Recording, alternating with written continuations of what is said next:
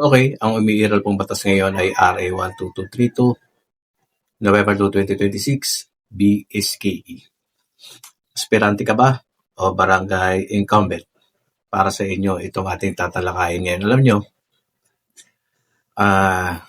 sa akin ngayon, yung naglalaro sa aking isip ngayon ay kahit meron na pong batas ng biiral, ito po ay konstitusyonal, aayon daw sa konstitusyon ang RA 12232, no?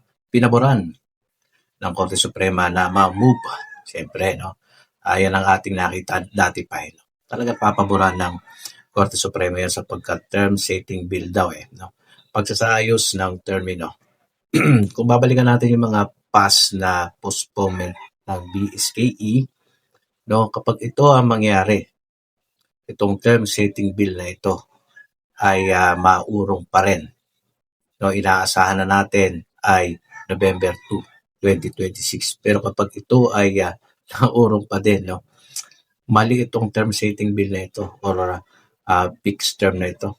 Dapat ang sinulong yung batas, isinulong nyo na lang na batas para mas madaling tanggapin ng mga aspirant sa barangay ay unlimited postponement bill sa BSKE.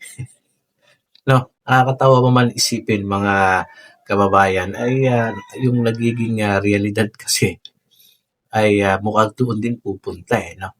Mukhang paulit-ulit syempre yung postponement ng BSKE. Sabi ko nga itong term setting bill nito no, kasi para sa akin, kaya sa akin din pinapaboran ko to para sa sarili ko lang kasi nga ay sabi nga diyan ay pagsasaayos ng termino. No, at pinalawig pa ng bahagya ang termino. Sa ganun, yung mga postponement ng mga nakaraang BSKE ay hindi na mauulit. At hindi na magiging kulang ang tenure ng mga incumbent.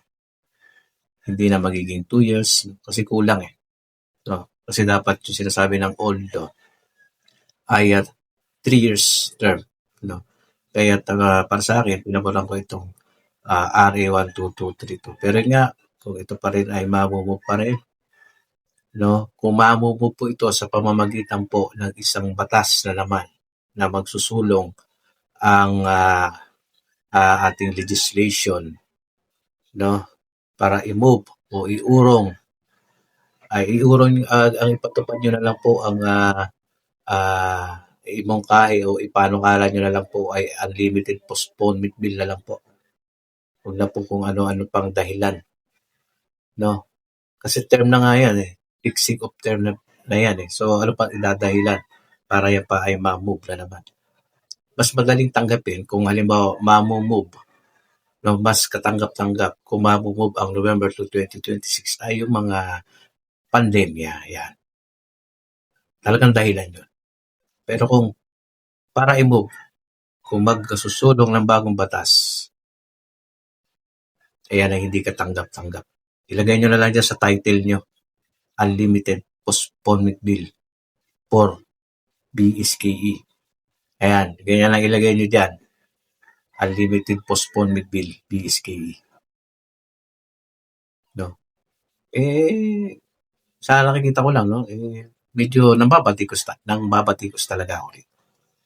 Kasi pinaboran ko para sa akin, pinaboran ko ang BSKE na yan, November 2, 2026. Pero wala na pong dahilan, no? Kasi nga yan ay term na, fixing of term na yan, sabi nyo kaya nga din pinaboran ng Korte Suprema yan Kaya nga pinaboran ng Korte Suprema yan Kaya nga pinaboran ng Korte Suprema yan dahil naniniwala sila, alam nila na yan ang kasagutan sa mga nakalipas na series of BSKE postponement. At naniwala ang Korte Suprema na hindi yan postpone. No? Yung na-reschedule kasi yun ay epekto ng term setting na yan. So, ayun din po, intindihin po niyo yung ating pinupunto rito. No? Mga kababayan, dapat hindi na yan ma-move yung November 2026 na yan.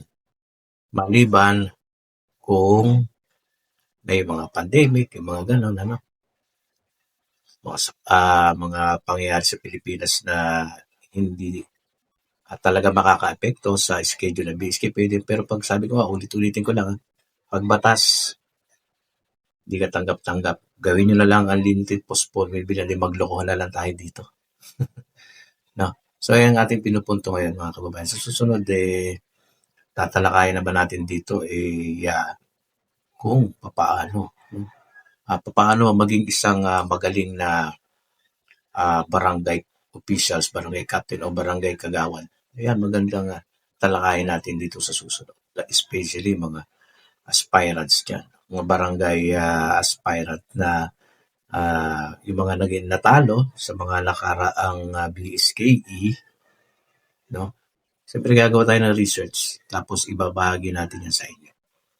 Okay, so sa ngayon, itong para malinaw lang, wala na pong December 1. Kalimutan nyo na po yung December 1 BSKE 2025. Pinag-uusapan na po dito ay BSKE 2026. Dapat yan patuloy. Dahil yan ang sinasabi ng batas konstitusyonal. Dapat sundin mandato.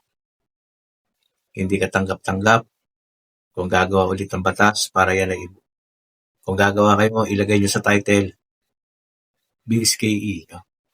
Unlimited Postponed Bill. Okay? Nakakatawa lang pero nakakadismaya siyempre. Pala, iniisip ko na mga kababayan. Nag-a-advance thinking ako no? Hindi ka tanggap-tanggap yan na mamumove pa. Depende lang depende lang. Okay, so hindi natin masyadong babaan ito. Please, yung saloobin ninyo, yung mga para sa inyo, doon sa mga tao na para sa inyo lalabag ang inyong karapatan na bumoto. Naiintindihan natin yan. Naiintindihan ko po kayo. No? Ako man Kaya naman tayo pumabor diyan kasi term setting bill. Sabi nga nila, isasaayos. Hindi isaayos. Okay. Kahit nga AC. Diba? Although, doon sa desisyon ng Korte Suprema ay majority lang, hindi unanimous decision. Siyempre, meron pong 5 doon na bumoto na no, justice, ay para sa kanila ay unconstitutional yun. Tapos may 2 hindi bumoto. So, kaya hindi bumoto yun, ibig sabihin nun, para ano pa? Ibig sabihin po nung 2 hindi bumoto na yun ay no yun. Yung 2 na yun na ayun na, hindi bumoto, ang talagang boto nun ay no. Ibig sabihin lang ay para ano pat boboto kami ng no, kung talo na rin naman. No? Ba't pa kami boboto ng no kung talo na rin naman? Talo na sa score So kung yes yun, siyempre isang iboboto na, di ba? Logic, common sense. So, ayan mga kababayan. At inaantay ni yung election lawyer, ni si Atty. Macalintal, yung talagang final na, yung ilabas na yung desisyon ng AC. Nasa ganun siya ay makapaghain ng motion for reconsideration. Gusto niyang ipa-review. Pero magkaganon pa na, uunahan ko na rin naman, wala na rin po. Kahit hain pa ng motion for reconsideration dyan ay talagang ang BSKE ay naurong. Gusto na lang niya ipanalo yung kanyang petition. Pati yung iba pang nag-petition, no? Yung backup ni Atty. Macalintal. Motion for reconsideration. Para i-review nila yan. Pero kung ako yung nag-petition doon, hindi na. Sayang lang ibabayad ko doon kasi pag yung mga magpapile-file ka ng ganyan sa petition sa AC, may bayad dyan. Alam ko So magbabayad ka, talo gumastos ka pa. Tayo nyo na lang sa susunod na 2026. Kung gagawa pa sila ng pagtas na para i-move yan, so supportahan ko kayo dyan. Kahit paano itong vlog na to, may boses to. No? Kung gagawin nyo yan, legislation, i-title nyo ay unlimited postponed bill. Okay, ganito lang mga kabayan. Opinion share ng video and subscribe. God bless.